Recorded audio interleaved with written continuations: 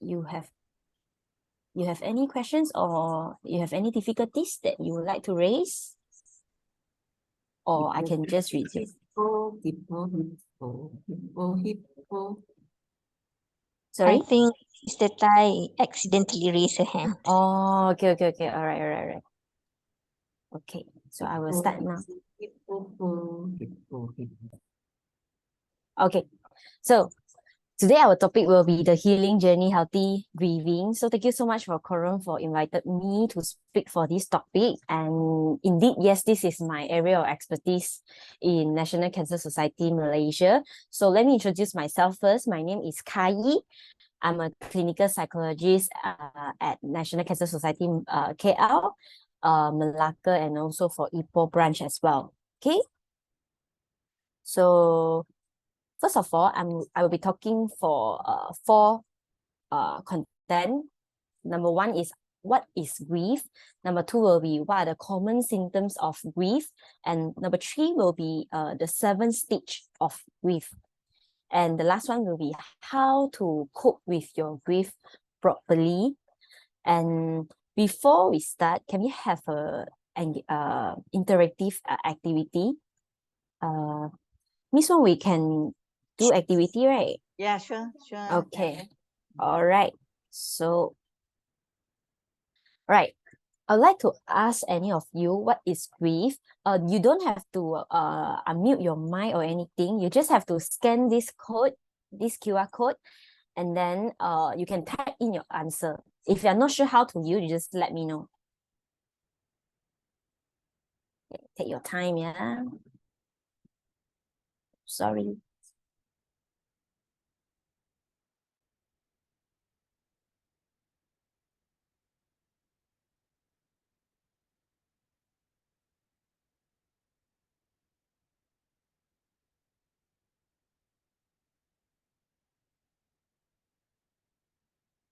Okay, let's see if you have.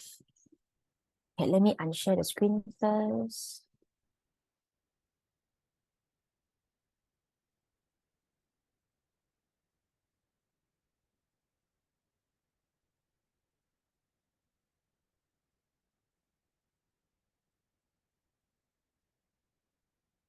Cannot scan. You're using. Actually, using phone can scan. You cannot scan. Okay, let me. It's okay. Have.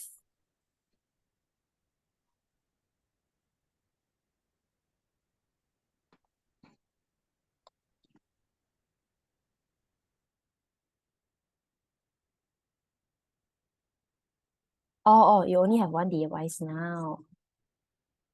Okay, then never mind. Others can type already. Let me see.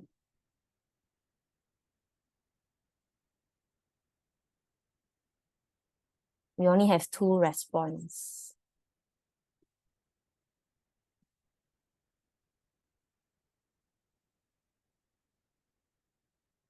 Can we have more response?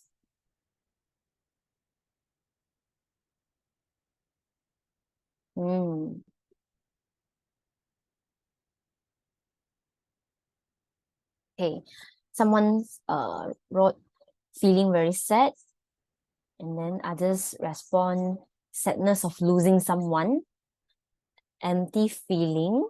Okay, what else? Oh, Kevin can't too. Okay, never mind. Those who can't respond the answer in thismentor.com, it's okay. You can leave your answer in chat box, then I will assess through there. Yeah, coping with loss. Oh, I saw a lot of response already. Depressed, loss, helplessness, hopelessness. Okay, we have more. The loss of the one we love. Okay, I saw from the chat. Broken. Okay, what else?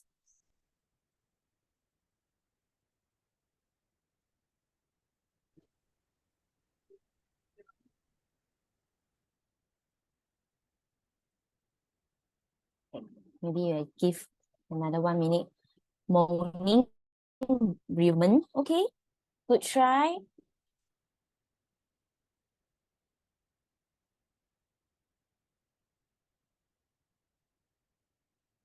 Okay, let me reshare back. Okay, let me stop share.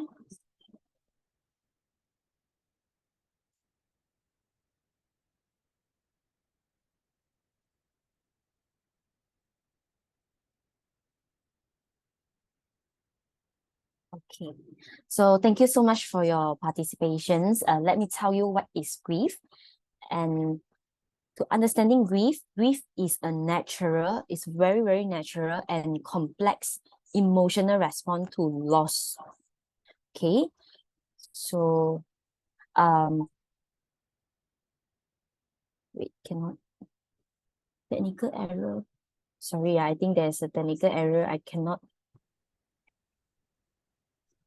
Okay, so most of us will think that grief as happening in the painful period, like following the death of a loved one, but actually grief can be something that is accompany any event that disrupt or challenge our sense of normalcy of ourselves. These include the loss of connections that define us. So you may grieve the loss of a friend, a family member, a partner, or pet, or maybe a marriage, a friendship, or another form of kinship. And then you maybe grieve over the loss of your home, your neighborhood, or your community, your job or your career, or maybe your financial stability, or a dream or a goal, or your health, or your youth, and also your fertility. So basically, I understand most of people would think that grief might be the cause of the loss of a loved one, but actually not really. You may also grieve your own loss of life as you prepare for death. Like for instance, like people diagnosed with terminal illness often grieve like no longer having the time to experience or achieve things they would like to. So you might also grieve over the loss of the opportunity. So this is also a form of grief. Okay, so now another interaction sessions I would like to ask now. Do you think grief and mourning are the same? You can type your response in the chat box. Grief and mourning. Do you think it's a fact or it's a myth?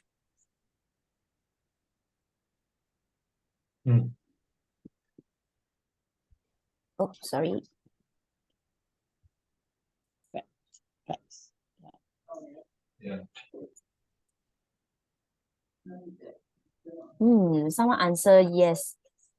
This is eyes-opening misconception or this while fact.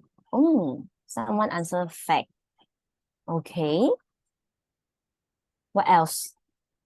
We have 29 people here, so I guess we have 29 response? Facts. Someone answer facts. What do you think? Grief and mourning are the same or not? It's a fact or it's a myth?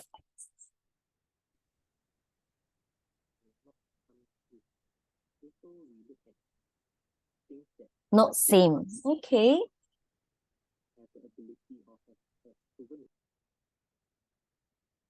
Or maybe slightly different. Okay. Oh, someone is asking how to know whether we are in grief versus mourning versus in depressions. Okay. Okay, I will answer later. Same good. Myth. Okay. It's a myth and not same. One is internal and another is external. Oh, good try. Same.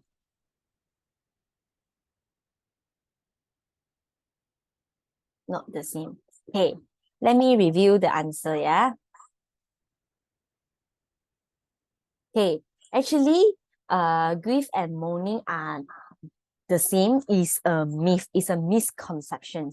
Okay, so basically, grief itself is a internal emotional response to loss, and this emotional response can like include sadness, anger, guilt, confusions, and many other emotions.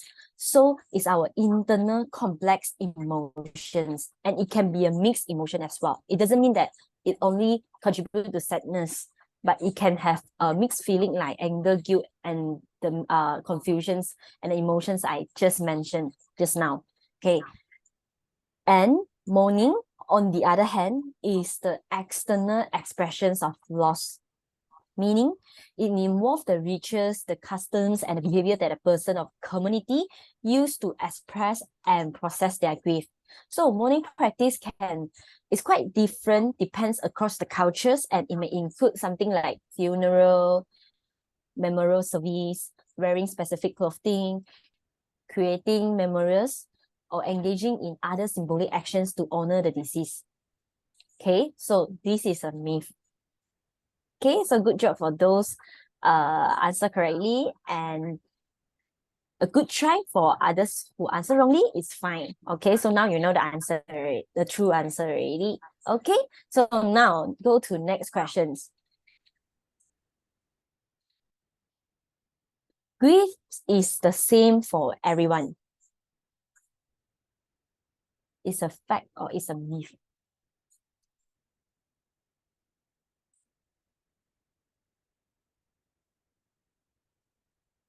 Now I understand why I got confused. Okay, thank you for your sharing, Sarah. No. Okay, a lot of people answer no. A lot of answer myth. Okay, good try. Myth.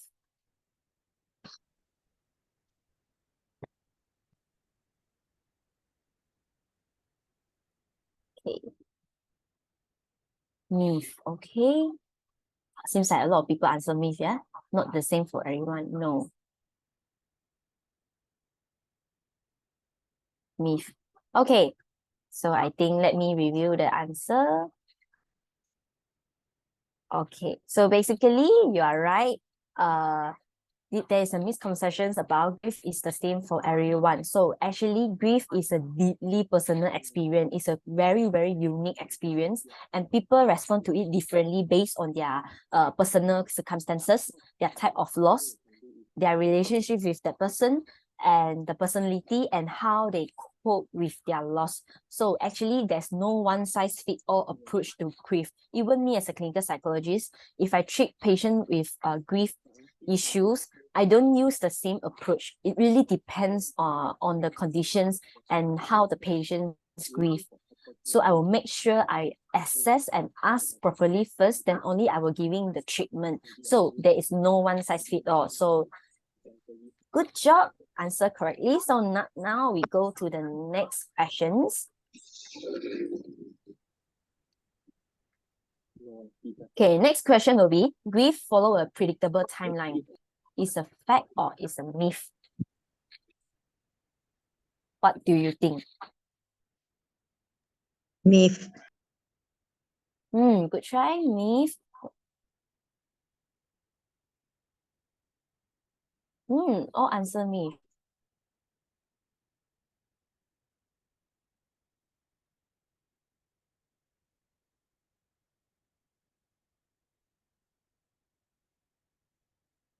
Myth, okay.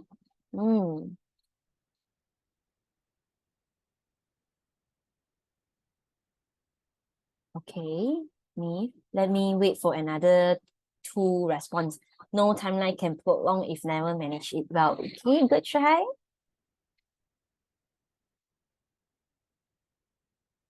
Okay, maybe we wait another one more.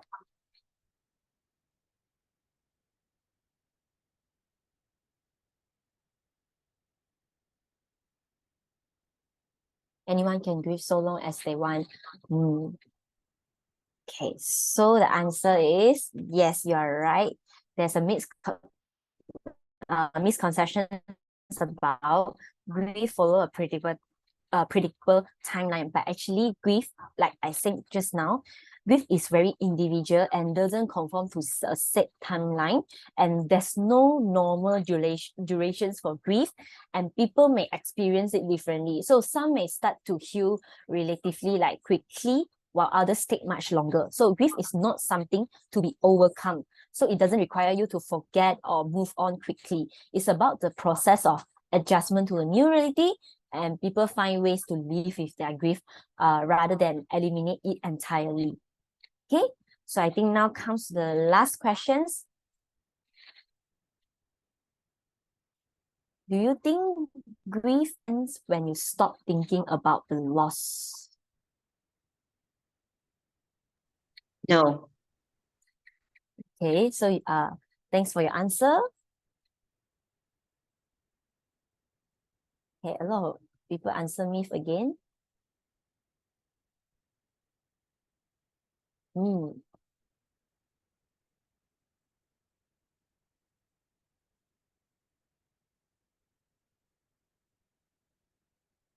Okay, me. Okay, let me review the answer. Okay, again, good try. So basically, grief may lessen over time. It will be reduced over time, but it doesn't necessarily end when you stop thinking about the loss. So people may find ways to live with their grief more comfortably, but memories and emotions related to the loss can resurface at various points in life. It will be triggered by maybe anniversary, special events, or other reminder. So grief is a unique and ongoing process that does not have a definite endpoint. So thank you for your participations. And just would like to clarify why I want to create this quiz. It's because throughout my experience in National Cancer Society Malaysia, I realized a lot of people has misconceptions about grief.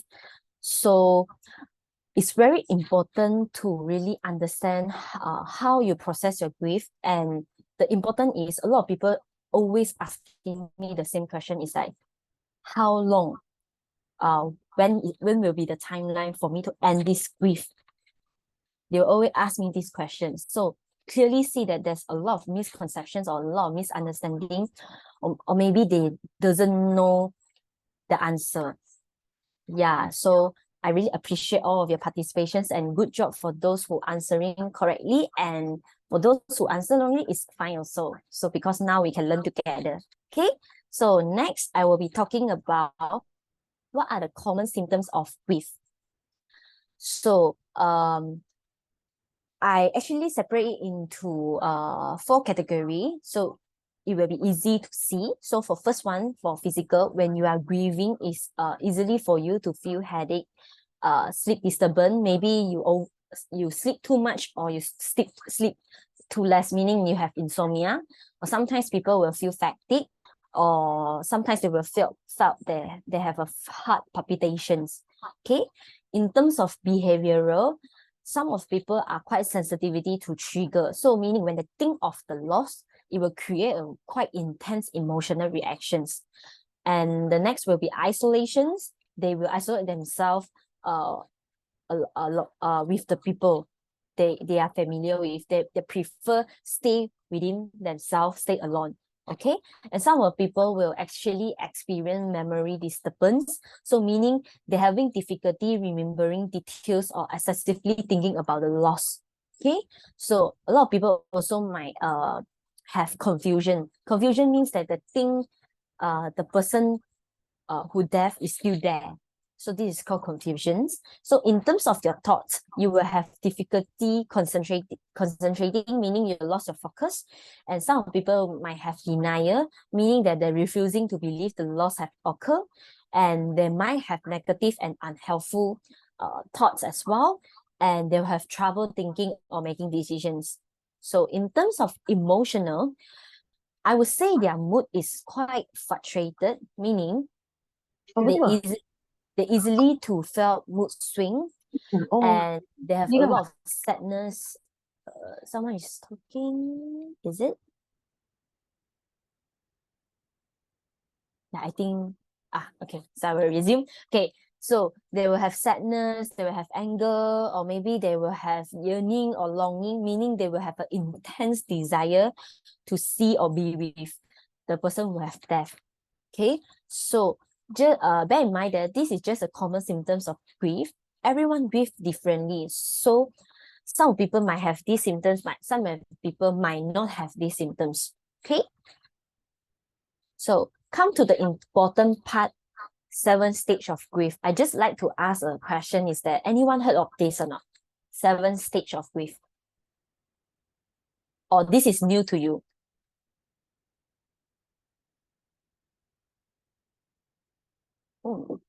Some people answer yes, some people answer never knew. Yes, I heard before. No, yes, no. Seems like it's a mixed answer.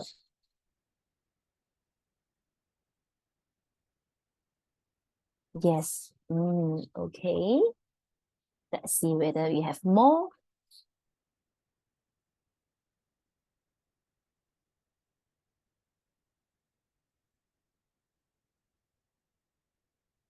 Okay. No. Okay. All right. It's fine. So, 7 stage of grief is something that I would like to talk more deeply about today. So, look at this picture. Okay. The first stage of grief is called shock and denial. Okay. This part. Where is the pen? Okay. Yeah, this part. Shock and denial. So, the left on top that part. So shock is the initial phase when learning about the death of a loved one or other significant loss. It will be happen when you try to process a loss that seems unimaginable and feel unacceptable. Okay, and denial is a defense mechanism to help you cope with a difficult loss. So a lot of people, when they are in this stage, they will have questions like, if only I could see and talk to him one more time. Or maybe there were questions like, how should I go on without you? So actually in this stage, denial gives you time to understand what has happened and slowly adjust to the new present. So also not to forget that a very challenging things in this stage is that when a person become denial, they might isolate themselves during this phase. So have to be very, very careful when a person in shock and denial, because they may withdraw themselves from others. Okay, and then come to the second stage. It will be pain and guilt. Okay, so when they are in pain and guilt stage, they will feel they will have self-blame, they might have sadness, guilt, or regret, meaning they keep think about they could have done more to help. So people often regret that the outcome was not what they hoped for, with unrealistic expectations about what they can do to stop a loss or death. So they will have a lot of questions like, if only I can give an example like, if only I bring him to hospital, then things will not happen. This will not happen, that will not happen, and death will not happen. Okay, so this if only I most of the time will be happening in this pain and guilt stage. So the challenge of this stage is that people can always ruminate about perceived mistake, meaning they will have negative self-talk, which increase the feeling of guilt and emotional pain. Okay, and come to the third stage is called anger and bargaining. Okay, anger and bargaining means that they might have anger at being abandoned, anger at the extent of the pain, the life has changed. Managing grief become difficult, and anger that the world suddenly feel different, empty, unsafe, or lonely. And the bargaining stage involves trying to regain a false sense of control after feeling helplessness and displaced anger. So they might have feeling like resentment, frustrations, or fear. So anger can be a complex emotion and is a normal reaction to grief with no specific timeline associated with its stage. So, but the challenge here is that people can get stuck in the angry phase of grief if they don't understand how to deal with this feeling. Okay, and then the next stage, the fourth stage, will be called depressions. Okay, depression means that it actually stems from an internalized or repressed anger in this stage. Internalized or repressed anger means that a lot of people will suppress their anger, suppress their emotion. So this time depression might emerge. So in this stage, they might have feeling of loneliness, sadness, or emptiness. They will always have questions like, how do I go on without him or her? Or they might have questions like, life has no meaning to me at all. No one can understand my feeling right now. So they will have a very intense sadness when they are in depression stage. Okay, and then the next stage, the fifth stage is called upward turn. So upward turn meaning that in this stage, although loss is felt still, it's not as difficult to manage the depressive and physical symptom. And this physical symptom and the depressive symptom have begun to lessen. So individuals tend to feel more hopeful about life and begin to find some measure of peace related to the loss.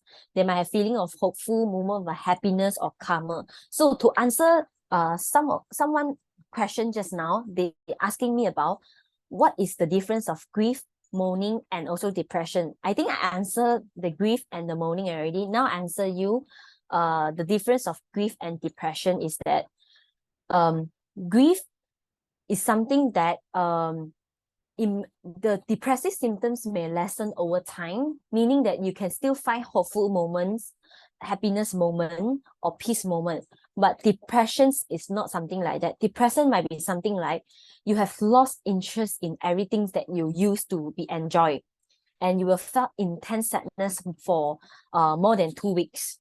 So this is the difference. Okay, and I hope I answer your questions. If you think I didn't answer more, maybe later you can ask me in a Q&A sessions lah. Okay, so the sixth stage of grief is called reconstructions and walking through, means moving on, meaning that people feel less overwhelmed by emotions created by a major loss. They have more energy and a new desire to begin to move forward by finding meaning and growth after a traumatic event with concrete actions to regain their control. So moving forward in this stage involves asking themselves like, what actions do I need to take to build a new life for myself? So in this stage, they were feeling optimistic, energized, and more confident, meaning that the grief is still there, but they start to plan or move on by working on something that is more meaningful to them in this stage. And come to the last stage is called acceptance and hope. Okay, meaning people in this phase have not fully healed from their loss, but they might understand that they have renewed strength and determinations to moving forward. So they allow themselves to reflect on past cherished moments associated with the loss, and there may be feeling of sadness that arise at holiday or birthdays or maybe anniversary. But however, this feeling don't cause the level of despair like how they previously experienced. So indeed, they permit themselves to plan for futures, they learn ways to care and cope for themselves and how to set new expectations as they begin to move ahead. Okay, so this is 7th stage of grief.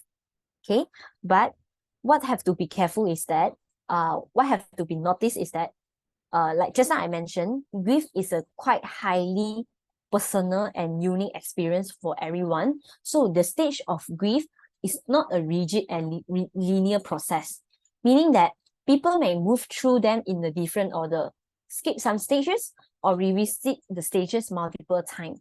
So meaning, when you're having grief, it doesn't mean that you will start with the stage 1.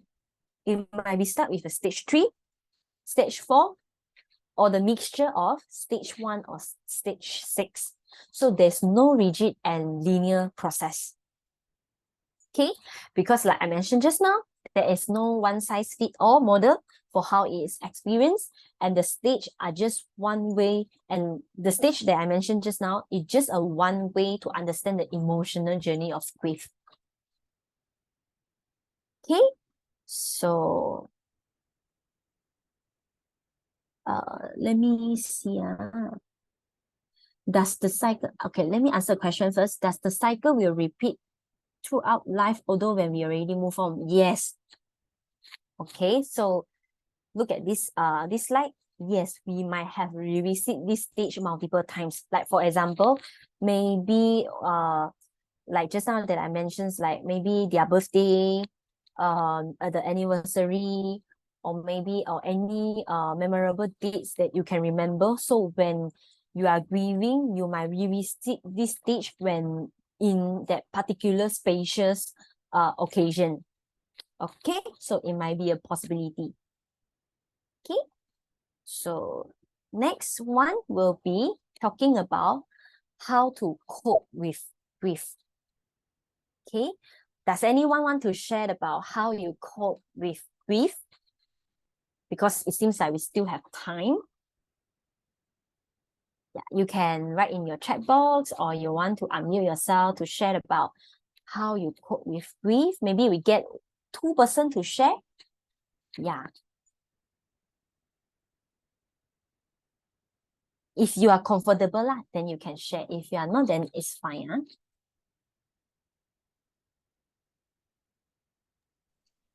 If there's no one, may I? I'm sorry. Sure. You're welcome. Actually, I don't think I cope like 100% fully cope with my grief. I just go with the flow. However, I think this session is an eye-opening for me. I understand the process. I understand what I'm going through rather than just okay lah, whatever. So now I think I'm at the last stage of the 7 stages. I think I'm okay with my life. I accept this is my life. I enjoy it. I do what we can. I enjoy my life. I think I accept it already. But I don't understand how it happens. I don't understand the process. I don't understand how I come to this space. But what I'm saying is that it might come again, like you say, the grief. Once in a while, when we talk about the treatment, when we talk about the pain, I was like, betul lah, it's still painful. So I think that's my sharing. Thank you so much for your sharing, Sarah. Indeed, I think you are right. Most of people will just be like touch and go, something like, oh, I'm experiencing grief and like that. And thanks for your sharing, and congratulations for your moving forward stage as well. And I guess all of us here is very happy with your progress as well. So again, thank you so much for sharing. So I saw someone type in the chat box saying that from Ong, think of the happy moment instead of remember the sadness.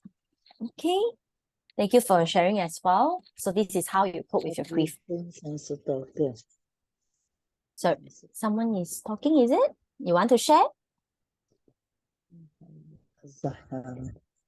No, okay, it's fine. So from Carrie mentions that take time to slowly digest, meditate, understand that everything I experience in my life is just temporarily, nothing is permanent. Okay, so you see, as just now, Sarah sharing, Karen sharing, and also from Ong. See, now it's clearly obvious to see that everyone grieves differently, and how they cope with grief is also differently. So again, no one size fits all at all. So everyone cope differently, and now I will be giving you some tips on how to cope with your grief and how to formulate or design a grief plan for yourself when you are experiencing grief. Okay, so I always teach my client about my grief plan. Okay, I will talk one by one. Okay, so the first one will be emotional explorations. Okay, a lot of people when they grieve, but the thing is that they're not sure what are the feeling they grieve. Meaning they just know that, I'm sad, I'm grieving. Okay, but they actually don't know what is the emotions in between. So what's the purpose of exploring emotion? Actually is to identify and experience a range and intensity of painful feeling related to your grief, and also is to help you to acknowledge your emotions and potentially identify patterns of trigger that intensify your grief. So always ask yourself, no matter you are in grief or no matter you are dealing with your daily life stressor, always ask yourself these questions. How do you feel? So ask yourself how you feel as a result of your loss. Then you can just say something like, I feel sad, or I feel angry, or I feel empty. Just name your feeling, and please note that it can be more than one feeling. Okay, like I mentioned just now, grief is a complex emotions of grieving, the emotions. So you might have complex emotions like I feel sad, I feel angry, I feel empty, I feel lonely. Okay, so just name your feeling, and then for each grief-related emotions that you listed, try to provide a brief description of why you might be feeling this way in the context of your loss. Maybe you can use the prompt like, I feel this emotion because of the loss of the person or the thing. Okay, try to make sense of why you will grieve in this way. Okay, so use this prompt. I feel sad because of the loss of my loved one. Okay, so by asking yourself why, you can reflect on the specific trigger like thoughts, the memory, or the situation related to your grief that intensifies certain emotions. So remember, you are allowed to feel. So it's okay to feel the way you feel. So this is called emotional exploration. Try to make sense how you feel first. Okay, then only manage your emotions. So this is the first step. Second step, expressing your feeling outwardly. Okay, once you explore your emotion, it's very, very important to express your feeling outwardly. Okay, because a lot of people, when they're grieving, they grieve internally, they suppress. Okay, but then they never expect that it will create more harm to them. And then it becomes like a bomb. You're not sure when this bomb will explode until you cannot cope anymore. So bear in mind that expressing feeling outwardly, and the purpose of is to get your thoughts and feeling out of your mind and your heart. So what you can do is you can spending time telling the story of death. Okay, you can take time to recount the story of your loved one passing, and this storytelling process actually is to help you to process the event leading up to the loss and begin to make sense of what happened. So it also provides an opportunity for you to express your feelings, your fears, and also your uncertainty. And the next tips might be, try to remembering and sharing memory of individuals that capture their essence of value. So this is a way to celebrate their life, focusing on the value, their qualities, and the positive experience that they have before. And sharing this memory with others can provide comforts and connections. But I want to make a disclaimer here. When I say expressing feeling outwardly, I understand that a lot of people might not feel comfortable to express your feeling to people. Okay, in this way, in this moment, how you can cope. Okay, when I say expressing feeling outwardly, there has two ways. One, you can share to people that is close to you. Another one, you can do journaling. Okay, you write it down. This is also one way of expressing feeling outwardly. Or maybe you can do a self-talk, meaning you verbalize your grief to yourself rather than keeping everything inside your mind, your brain, and your heart. Okay, if you are not comfortable to telling someone, then journal, write it down, okay, or verbalize. Okay, so this is the two-way. And next, sorry, Kai, can I just interrupt for a while? There's a sure. question in the chat box from Oh. Ina. Yeah, maybe I know she's actually looking after her sister, so she may be in and out sometimes. So if you would like to answer her first. Okay, sure. I'm so sorry. Let me answer first. So from Ina, sorry, it's okay to speak in Malay. Saya menjaga adik 3 orang cancer, 1 meninggal 2022, sekarang 1 under palliative. Memang family down sangat, terutama orang tua. Saya kena kuat untuk mereka. Oh, it must be very hard and difficult for you. I think it's quite sad to see that you have 3 siblings with cancer, and 1 already passed away, and 1 now is under palliative. Okay, so if you're not sure how to cope, maybe I think we can resume first. Maybe you can learn about how to cope with the grief and how to better process your feeling first, and then at the end, maybe later I will have a talk to you, or maybe you can leave your contact to me, so perhaps we can have individual sessions to talk about this to help you to process your grief better. So is that okay for you, Ina?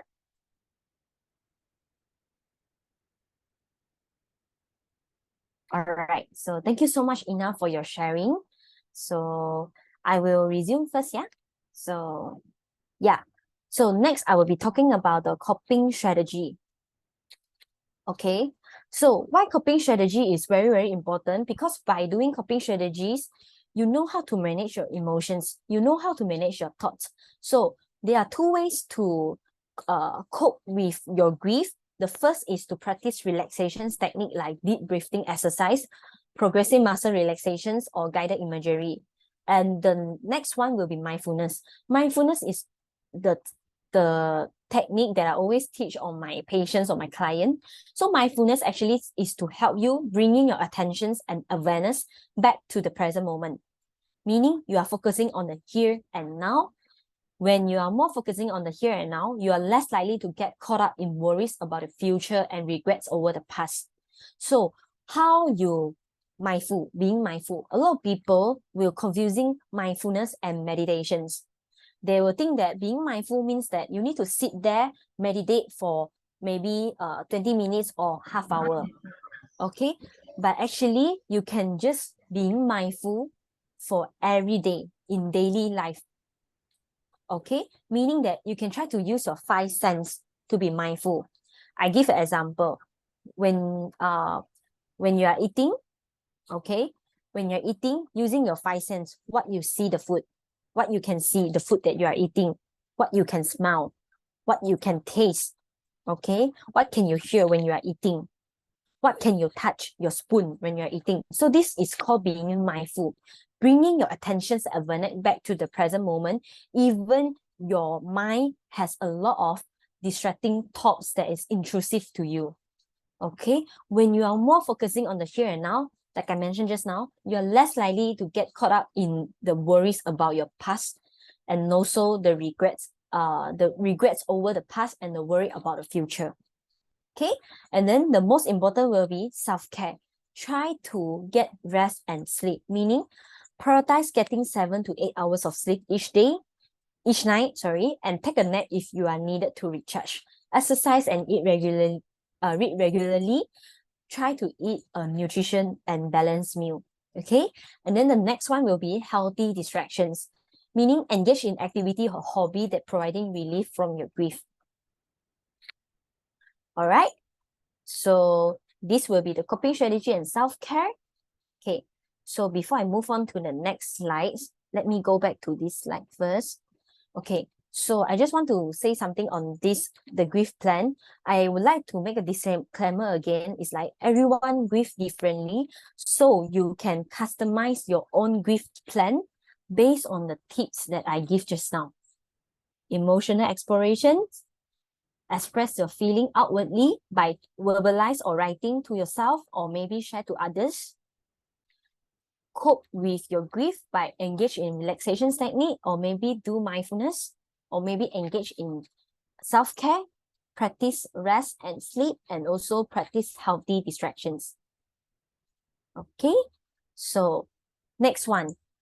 I would like to move on with this activity. It's called emotional expressions and closures, meaning this is an activity called message of closure.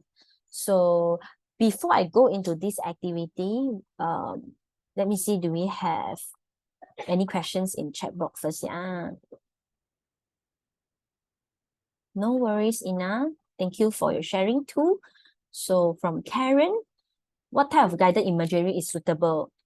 Okay, perhaps later I can share some link of guided imagery here. Okay, guided imagery can be a lot of form of guided imagery. It can be beach scenes. It also can be a forest scene, meaning that you can imagine a place that you are your favorite scene. Meaning like me, I actually like the beach scenes. So when I do guided imagery, I always imagine that I'm in the beach and I can hear the wave, and I can sense the saltiness in the sea and all that. Yes, thinking of the happy place, thinking of the place that can bring you happy. So when I want to try to imagine the sound of the beach, it's kind of hard. So what can I do? So I will go to YouTube and then I try to type beach sound and then I will play on it. So this is also one way to help you to practice your guided imagery, to make your guided imagery more effective. Okay, but it might be otherwise as well. If you not a person who like to think of a happy place or favorite scenes that you found that it's not really effective, perhaps you also can try to practice gratitude guided imagery. Okay, gratitude guided imagery means that you will focus on being grateful that what is still present at the present moment, what is still exists in the here and now. It's the people around you, the things around you, okay, and also what are you being grateful for every day. So there is a gratitude guided imagery. I will share the link later, or if or maybe I can share to Miss Wong also, and then Miss Wong can forward to you all. Okay, so there are many types of guided imagery. As long as there's bring no harm to you, you are free to use any of the guided imagery from the YouTube. Okay, so any questions before I move on this activity?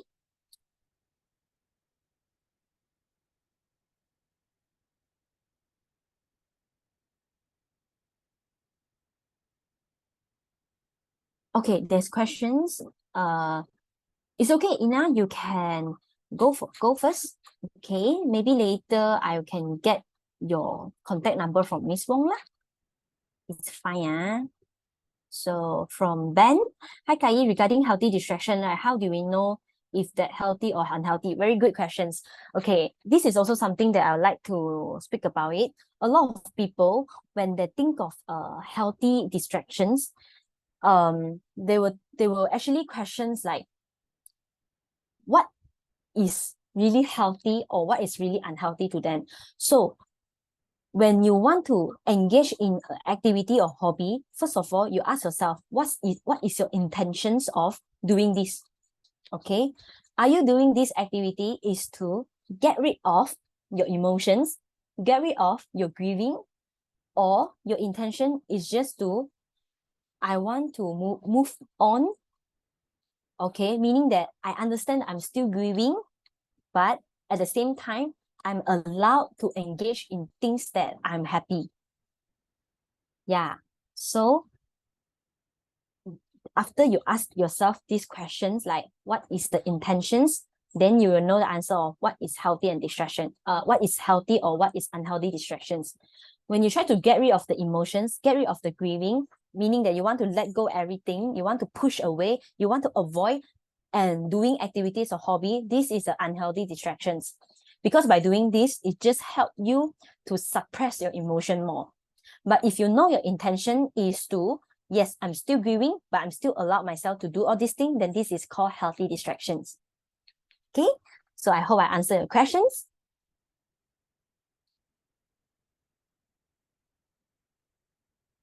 Okay, so thank you for your question. Okay, we have no questions so far. So I will come to the last activity. No worries. Okay, can we have all the participants to prepare your own paper and a pen? Okay, it's up to you whether you want to join this activity or not. For those who are grieving, perhaps you can try to prepare a paper and a A4 paper and a pen.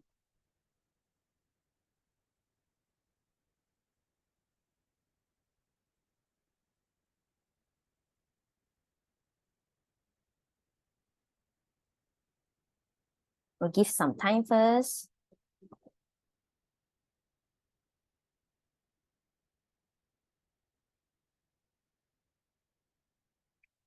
Okay, if you have done, can you reply me with a yes in the chat box? So then I know I can proceed. Okay, thanks for your answer. Yes, yes, okay.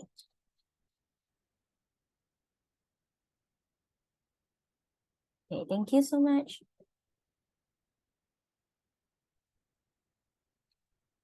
Okay, depends on your comfortable level. If you think you can do it by yourself, then you can proceed. If you think you are not comfortable and you're still not ready yet, it's fine. You don't have to do it. Okay, I see certain response already, so I will proceed for now. Okay, so let me tell you what is the purpose of I'm doing this activity, this message of closure, meaning that this activity is designed to help individuals to find closure and express your emotions and sentiments related to your grief. Okay, so the first step, okay. Okay, the first step will be, I need you to select a recipient, meaning choose a person that has already passed away, or maybe things that is maybe a beloved pet. Okay, like I mentioned just now, it might not be grief, it might not be only person who have passed away, but it might be an opportunity or something else, or a beloved pet, or the meaningful object that represent your loss. So I need you now to select the recipients that you think is suitable to proceed.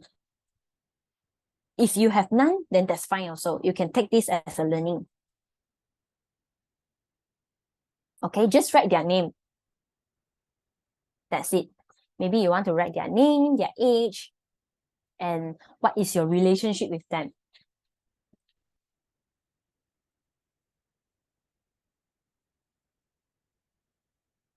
Okay, after that, okay, it's our time to begin writing or recording. So like I mentioned just now, if you are not comfortable with writing, you can try verbalize, or maybe you can try after you verbalize, maybe you can use a recording of voice, and then you can because not everyone like to write, right? You can verbalize and record it lah. It depends on your comfortable level again. Okay, so you can composing a message addressed to the recipient, either write a letter or record a voice message depending on your preference. Okay, so now come to the third stage. Okay, I would like you to write a thank you message, express your gratitude, okay, for the positive impact about the person or pet or object in your life. Share specific things that you are thankful for. Try to acknowledge the impact they have on your life and the gratitude for the time you have shared. Okay, you can write it in a point form.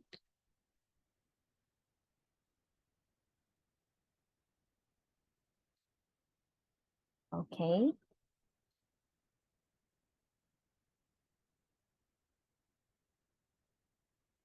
Maybe if you have a lot of thank you message that you want to write, okay, it's fine. If you cannot finish, never mind also. Okay, because this homework can be done later as well.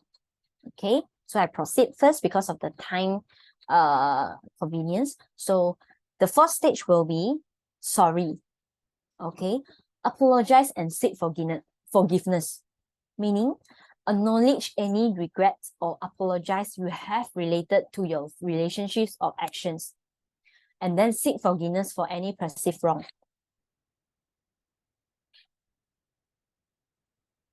It can be something like, sorry, I'm not here for you at the moment. Sorry that I missed your birthday. Anything in a point form as well.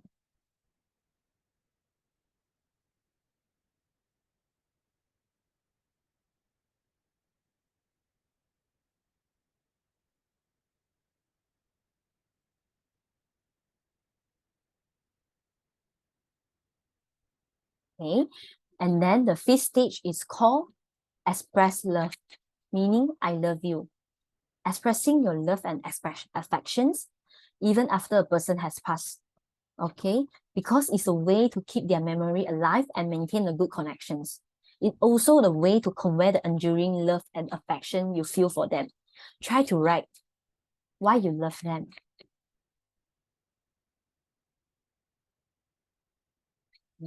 How much you love them. Try to write it down.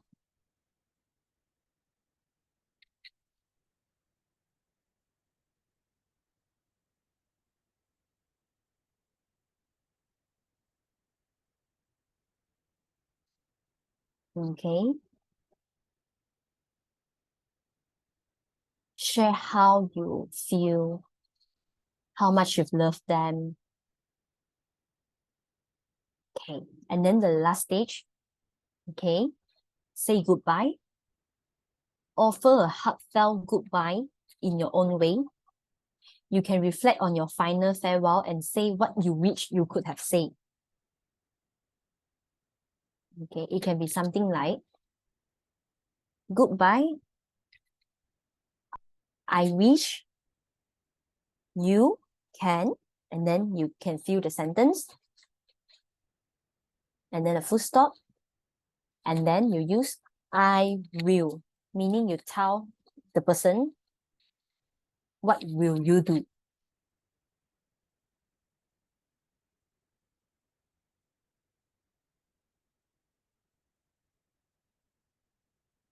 Okay. Bear in mind that saying goodbye is a quite essential state in the grieving process. It signifies acceptance of the loss and the beginning of the process of letting go. It doesn't mean you are forgetting the person. Saying goodbye doesn't mean you are forgetting the person. Okay, but it's a way to find closure and move forward whilst you still cherishing their memory.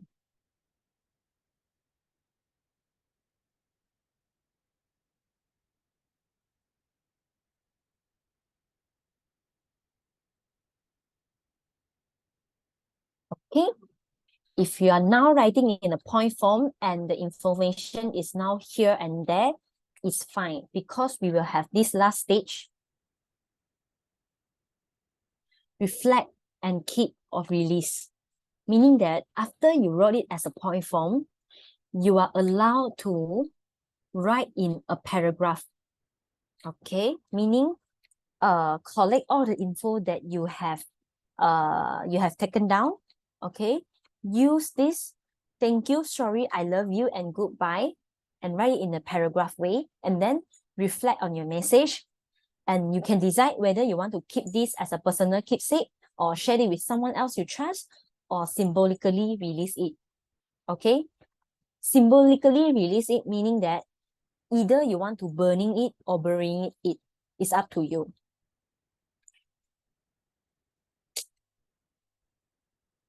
Okay. Okay. So just to note here is that I understand because of the time problem, the time issue. So I guess this activity will be kind of rushing. So remember what I said just now, you can always take this as a homework. Okay. And then after that, you can write it down. And then if you feel like you want to share it to me or share it with people that trusted, or you don't feel like want to share or you want to keep it, it's fine also. But after, if you read this letter, if you feel more intense, it's fine also. Remember just now that I've taught you all, exploring your emotions. Try to explore what are the emotions that you feel right now and why you feel the way you feel. It's fine. It's normal to feel in this way. Okay, it is okay. Okay, so doing this activity doesn't mean that you grief come to a fixed ending point. No, yeah? Or it's not about move past from the event. Rather, this event is to help you to seeking about your clarity, giving the freedom to honor the memory of the loss, embracing new connections, meaning embracing your conflicting emotions without choosing one over the other, meaning that you can feeling both love and frustrations moment by moment at the same time. Okay, and also to embrace hope for the future.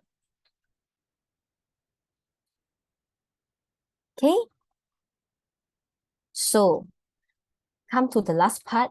If you still felt that after you're writing this message, it's a bit hard to cope and you are not sure whether how you cope is healthy or unhealthy, if you are not sure whether your condition right now is deemed to be necessary to seek help or not, it's okay to always ask for help. You can always feel free to talk with our clinical psychologist. Okay, Me and my colleague Jefferson is the in-house clinical psychologist at National Cancer Society Malaysia. The service that we provided is assessment of mental disorder, adult psychotherapy, meaning having grief sessions or any kind of the sessions, or mental health workshop. Okay, and the service is free for cancer patients, free for caregiver, free for survivor as well. Okay, so last but not least, if you need further support on your mental health, if you are more comfortable with me, you can always feel free to contact me through my email or my work number. If you are more prefer to talk with male therapists, then you can speak to our in-house clinical psychologist Jefferson as well, and his contact and email is here as well. Okay, so if you have a questions on cancer, you can always speak to us by calling to our NCSM hotline 1-800-88-1000 or email to help@cancer.org.my. Okay, so thank you so much, and now I'm open for Q&A. And if you have no questions, it's fine also. So I hope these presentations and this grief webinar is benefit to you all. Yeah. So do you have any questions or do you have any feedback for me? You are always welcome. I think we end on time. Is it? Okay, anything? Yeah. Do you have anything to ask?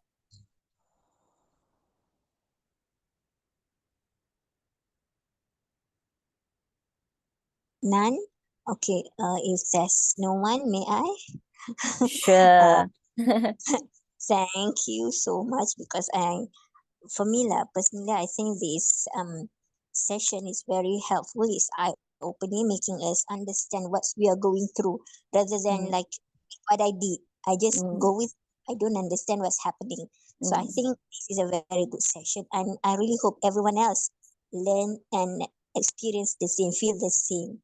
Okay, and if possible, we might want to repeat the session in the future. Is that okay with you? Of course, sure. Okay, we can do a lot of topic as well, so no worries. If you are more interested in like depression, stress, anxiety, or you would like to have a mental health screening with me, you are always welcome. Yeah. Great. Okay, thank you so much. Yeah. Kai, I have a question. You mentioned about mental health screening. What do you do usually? Okay, so basically mental health screening means that if you like to know your mental health status, or if you like to know your current mental health conditions, I can use screening assessment tool like depression screening, stress screening, or maybe anxiety screening or sleep screening as well, to help you screen the conditions. Yeah, so perhaps if you all are okay, maybe we can plan an in-person workshop. Then we can have this mental health screening, and then I can brief the result maybe one by one if we have time, but it depends on the participant as well. So we can have this event, this program together. Yeah, I think it's a great activity as well, because it's very important to being aware on your current mental health status, so you know how to cope properly and when to seek help. Yeah. And I know there are some of these people, they will go online and look for all these tools. Then they self-diagnose. I have got anxiety, I have got depression, and things like that. How accurate is it when they just pick the tool from the internet and do self-diagnose? Actually, I would say it's quite dangerous to do self-diagnose. The screening in internet, some is just a screening tool, I would say. For example, if I'm using depression screening, okay, depression screening, we have a lot of depression screening in our clinical psychological field, to be honest, okay? But bear in mind that those who doing the screening alone or themselves, or administer themselves, they can't do self-diagnosing. So who can do the diagnosing? Only the clinical psychologist and psychiatrist.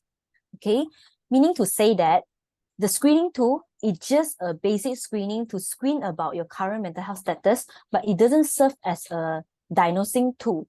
Okay, so if you realize that after you did this screening tool, your score, like we take depression as an example lah, maybe your score is severe depression. It doesn't mean that you have major depression.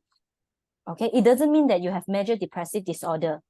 Okay, it means that now you are hitting the symptoms of depressions and maybe in a serious symptoms stage. So, and this give you the red light of you might need to seek help already. Yeah, so have to be very, very careful that when you try to look for screening tool in internet. Yeah, so I hope I've answered your questions. Thanks. Meaning to say that the tool is for the general public, whereby they can check for themselves if there's any abnormal result. That's the indication for them to go and seek help or seek consultation.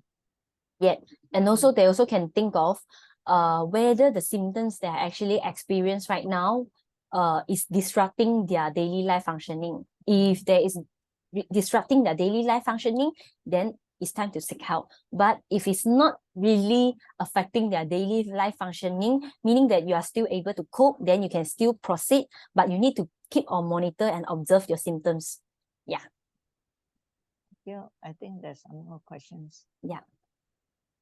In the chat box, I think. Just sharing, I find walking helped me get rid of anxiety, walk it off. Wow. Okay. A very new insight for me also. You find walking is helping you. Is it because of you feel more refreshed? Like letting go all the anxiety like that?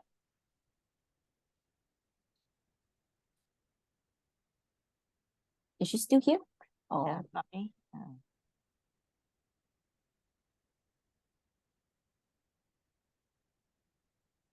I don't think she's here already, but it's fine. Yeah, but just that I would like to express my gratitude over Miss Wong for your invitations for me to come to speak for this topic. In case in the future, if you all feel like you have certain psychological topics that you want me to speak about, feel free to let me know lah, because you all have my number already, right? Yeah. So just let me know. But if you prefer to have an individual sessions with me, or if you prefer have a good sessions with a clinical psychologist in an in-person way, feel free to let me know as well, as I can plan forward. Okay, sure. I think if there's anyone in the chat group, if they want, they can also contact us so we can liaise with you. Yep. Yeah. Okay, thanks. I think I saw Fahmi got some reply in the chat box. Oh yeah, she said yes, let go and no more energy after working. Okay, good sharing. Thank you. Yeah, and also Miss Wong, I think Ina has left, so maybe you can speak to her, or maybe you can pass my number to her as well lah. Okay, sure. Will do. Yeah. Sure. Yeah. Do you have more questions? If not, I think we can end here. Yeah. Participant, any questions?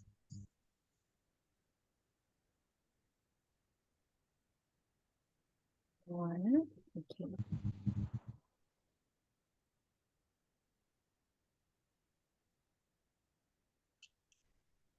Okay, so if there's no questions, I guess everything have a good rest and good night to all of you, and thank you so much for coming to this webinar. Thank you so much, Ms. Kai. You're welcome. See you next time. Sure. Good night. Good night. Thank you. Thank you, Kai. Good night. You're Bye-bye. welcome. Good night.